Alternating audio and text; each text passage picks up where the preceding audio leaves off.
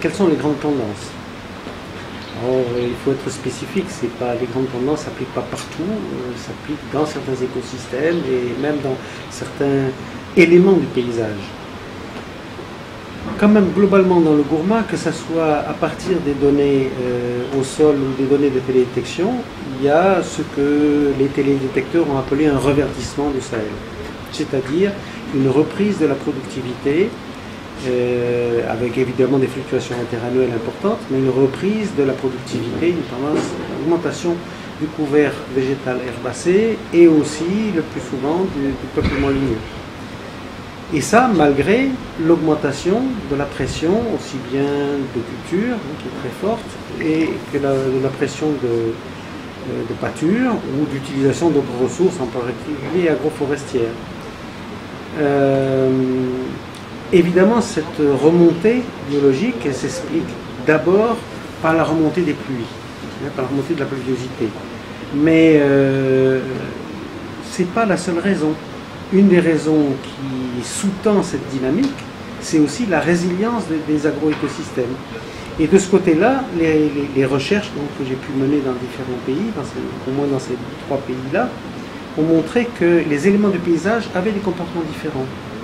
Par exemple, pour le gourma, le cas du gourma, en gros, tout ce qui était sur sol sableux, ce qui représente 60% du paysage, était très résilient. Donc, évidemment, on perd le couvert herbacé après une sécheresse très importante, mais elle revient après quelques années. Pareil pour le peuplement ligneux, avec bien sûr un temps qui est plus long avant que les cohortes se mettent en place.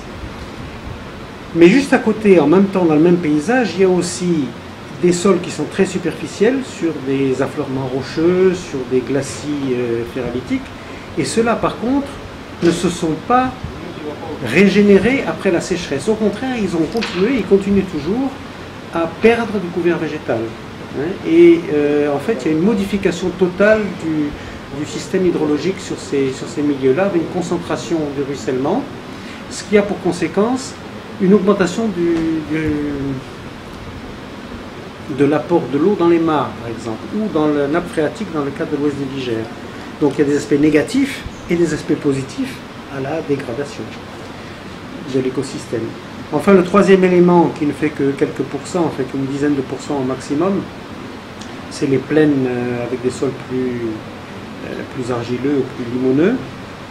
Là, c'est très complexe parce que le résultat dépend de la modification du système hydrique. Donc, il y a des cas où des formations végétales se régénèrent très bien et très vite, y compris le peuplement ligneux, et d'autres cas, au contraire, où les stigmates restent très longtemps.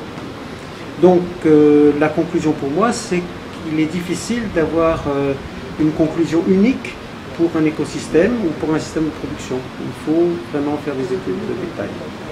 Les observations de terrain, qui sont indispensables, qui sont malheureusement difficiles à financer sur le long terme, permettent de conclure qu'il n'y a pas désertification ou régénération et que le tableau est plus compliqué et qu'il y a toute une dynamique qu'il faut absolument étudier de façon conjointe avec la dynamique sociétale des systèmes de production agraire.